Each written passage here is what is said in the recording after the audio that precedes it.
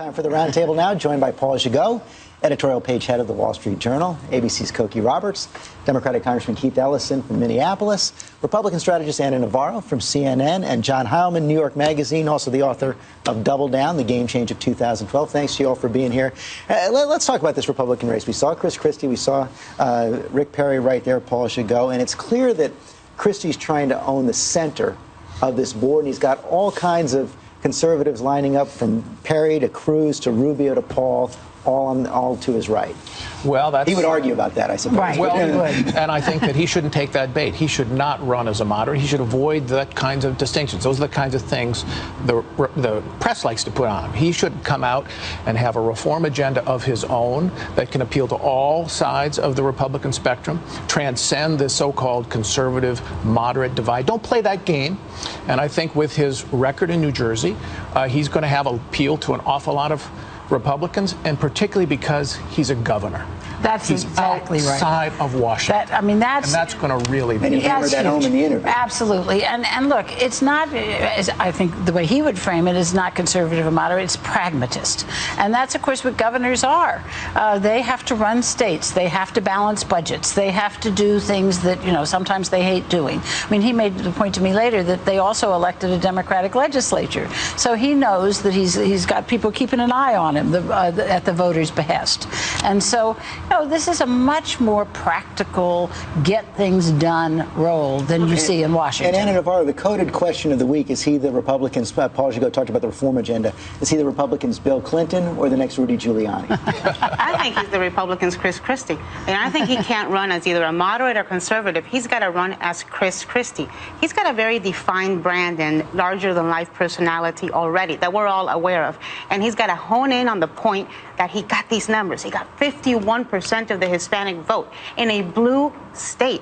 George, this is after we just came out of a race where Mitt Romney got 27% of the vote. If anybody could get near the numbers that Christie got with African-American voters, with Hispanic voters, with women voters, with independents, we'd be in the White House and having a hell of a celebration in 4 years. Pinned down on immigration. But Keith Ellison, Democrats already taking aim at Chris Christie this week, and they're facing a little bit of a dilemma. The more they push the argument that he's a hard-edged conservative, that could end up helping him in the primaries. Well, he's too conservative for me, but here's the reality. He's for common sense gun safety. He accepted the money for the Medicaid expansion, and he was out there stumping for New Jersey for Sandy relief. These are pragmatic things, but I think just doing what any public servant would do doesn't make you a superstar. But in this Republican field, apparently it does. John Heilman, something remarkable happened in your book. I mean, the entire vetting file, we just talked to Chris Christie about it, from the vice presidential search for Mitt Romney, leaked to you guys. You heard his response right there, not worried about another round of scrutiny, even though he knows it's coming if he decides to run for president. Well, he's smart enough to know it's coming. And, what we reported on the book is that there were Governor Romney's team looked at him really closely for vice president. They looked at a series of things that are in the public record, but that most people in national politics don't know. The fact that for a period of time he was a lobbyist, and a lobbyist for the Securities Industry Association when it was run by Bernie Madoff.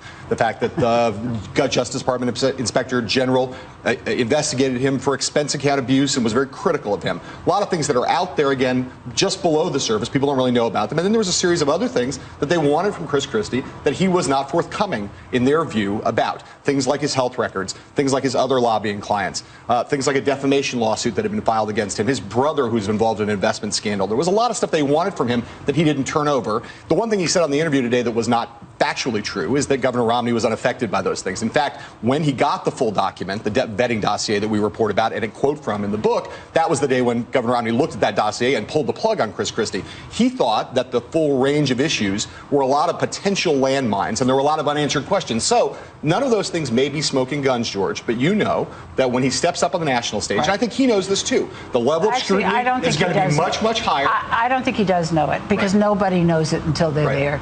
And but you can know it in election. You know, but not have the person. And you spoke with the Romney team about this, right? I spoke to Beth Myers, who's a friend of mine and a colleague of mine right now. She ran the vice presidential search. And she ran the vice presidential search. I spoke to her last night about this. She's a colleague of mine in Harvard right now.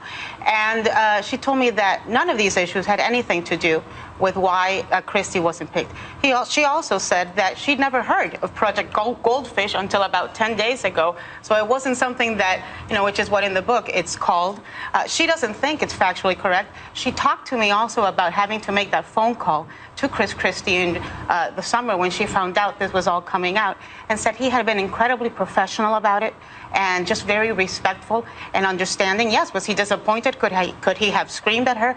Yes, but that's not what happened. I think this is a good thing for Christie, because all of this stuff is going to get flushed out 2 years before the point, which is a lot better than it getting flushed out in the midst of an election. One of the other things that's going to get flushed out the next couple of years, I want to bring this to you, Paul, as you go, is this whole struggle, battle, whatever you want to call it, between the establishment wing of the Republican Party and the Tea Party wing. And both sides came away from an election on Tuesday with their arguments. Right. Well, that's right. I mean, the defeat in Virginia, the governor's defeat, had many fathers. The shutdown hurt a lot. 3 in 10 households in Virginia were personally affected by the government shutdown. 30% of the votes in Virginia are in the suburbs of Washington, and Cuccinelli, the Republican, lost those by 135,000 votes, and he lost statewide only by 55,000. So the shutdown hurt, but also the Republican establishment did not think Cuccinelli could win, even though he was used and gained in the end. And so the Tea Party saying they didn't back him up. And there's some truth to that. They didn't put enough money in at the end in particular that would have helped them. I wouldn't credit the shutdown with the victory of Terry McAuliffe, and the reason why is because all these folks like Cuccinelli have been anti-government for a long time. Those public employees know who's on their side and who isn't. The shutdown was just the latest, best example of how hostile to government workers that far-right group has been. So, well, but in Virginia, we ask, in our exit polls, do you think government should be doing more or less? And in Virginia, 51% said less. So, it's not that the government it all depends on what. It all depends on what. If you're a federal employee, you definitely want the government open and working, and you don't like people putting you down. What I thought was most interesting in the Tea Party issue was the special election in Alabama. This was an election for a House seat that is in the Gulf Coast area that has generally sent real legislators to Washington. And Tea Party candidate lost that election with the establishment going very hard against him. And the Republican National Committee, Congressional Committee chairman said he was pleased about that, and he said this is a district that sends talented and effective Republican legislators to Congress. That's sending a signal that we're ready to get things done. One of the other things we saw in this election was Cuccinelli in Virginia seemed far behind in the polls a couple of weeks out, talked about nothing but Obamacare the last couple of weeks. It ended up being relatively close, 2.5-point race, and John Hallman, a lot of people looking at that and saying it shows the power of this Obamacare issue. And we also saw, and I want to show this, the president's apology this week. Even though it's a small percentage of folks who may be disadvantaged, it means a lot to them, and it's scary to them. And I am sorry that they, are finding themselves in this situation based on assurances they got from me. And they're coming after the president got an earful from a lot of Democrats who are worried right now. Well, this is part of the problem with the Virginia result, is that there's no real way to know what happened. And if you think about the spending disparity that Paul talked about, you think about the shutdown having its effect. But also, there's no question that at the end, this Obamacare issue became central. And so for a lot of people who are on the right, who believe that it's a winning issue to continue to fight Obamacare, they look at the Cuccinelli result and they think it actually gives ballast to their argument. It is an issue that is, unfortunately, and this is one of the things we read about in the book as well, Governor Romney could never really litigate the issue fully in 2012. So because of Romney Care, he was kind of boxed in. And we never really got, the president can't really claim the kind of mandate. If Rick Perry had been the Republican nominee, or Newt Gingrich had been the Republican nominee, Obamacare would have been front and center. And if the president had won, he could have stood up and said, I won, I have a mandate now for Obamacare. That didn't happen. A lot of people on the Tea Party wing of the Republican Party feel like it wasn't really litigated in 2012. And now all the things that have happened with the problems with the website, the problems with the rollout, the apparent misstatements by the president have only fueled the fire more to keep fighting this fight. And there's no political clarity about whether it's a winner or a loser for Republicans, which is why it's not, the results from Tuesday are not a clear victory for establishment Republicans. Tea Party people feel emboldened and not dampened down. I think we're all emboldened right now in the Republican Party. I actually think the shutdown had the consequence of emboldening the non-Tea Party branch. Well, you saw Kelly Ayotte take Ted Cruz into a room, and everybody started opening up on him and saying, stop raising money against incumbent Republicans like me, was saying Kelly Ayotte, who can get elected in New Hampshire. Who are you going to get elected if not? And you're seeing donors step up to the plate. I think you're going to see more organized efforts by non-Tea Party Republicans. We're going to be duking this out for a while until we have a nominee. Republicans are united on the substance of opposition to Obamacare. The differences on the shutdown were tactical. How to handle it. This unites Republicans, and it's going to unite them, I think, through 2014, because just as the voters punished Democrats for the passage of Obamacare in 2010, I think Republicans think they're going to punish Democrats for the implementation failures this time around, and it's going to be a very potent issue. But what do you do with the fact that Governor Christie accepted the Medicaid expansion, and New Jerseyans are going to be better off for it? I mean, I think that John has a point when he says that it's not clear whether this is good or bad for Republicans. I think it's bad for them to keep on going against the Affordable Care Act, because this website will be fixed. You confident it's going to get fixed by the end of November? I am confident of it. There's much bigger issues than the website. There's policy issues. You're right. Here's a bigger issue. People are very angry out there, Congressman. Before we passed the Affordable Care Act, you had 57% of Americans declaring bankruptcy because of medical debt, and now we're not going to be seeing that. That's the deal. The fact is, people like people. No, 57% of all bankruptcy filings were because of medical debt. So thanks for the clarification. But my point is, we had a bad situation before. Republicans did nothing about it from 2000 to 2006, and now we've done something about it. We could start to find that when the employer mandate kicks in, that employers stop covering people too.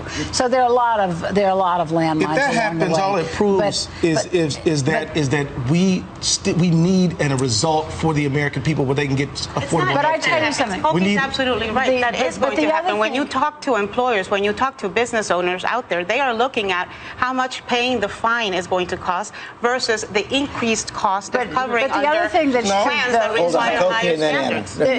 But despite this argument, it's really the issues only play a certain role in these elections. And Chris Christie had such a landslide that he won everybody, basically. And the fact is that you look at Virginia, and it's much more of a big yellow flag for Republicans, because they won whites really big, but they lost minorities and young people. That's all on the Republican side. That's true. But right now, you're seeing President Obama's job approval rating drop now into the very low 40s. I want to bring this to John Howman. I think coming out of the shutdown, a lot of Democrats said, hey, wait, maybe there's a chance we can take back the House next year. But then that can't happen if the president's approval numbers are in the low 40s. It's totally true. But there's a lesson in all of these things, which is that a lot of these issues that seem to be game changers for a moment turn out to be really evanescent. And so Paul's point a second ago was that the shutdown was a tactical decision Republicans made. They thought that was a political winner. It turned out to be a political loser. Now the Obamacare thing seems to Republicans to be a political winner. I don't think tactically necessarily that a little over a year, a little less than a year from now, what is the Republican solution on Obamacare? Right. Well, repeal has never been popular. I didn't say the Republicans need to have an alternative. There's no question about it. They don't have one. Well, I think that there are a lot of available policies they could sign on to. But in 2014, Obamacare is becoming a metaphor for the failure of government. But it may not be 2 months from now. It may not be 6 months from now. It may not be. We got to take a quick break. More Roundtable coming up.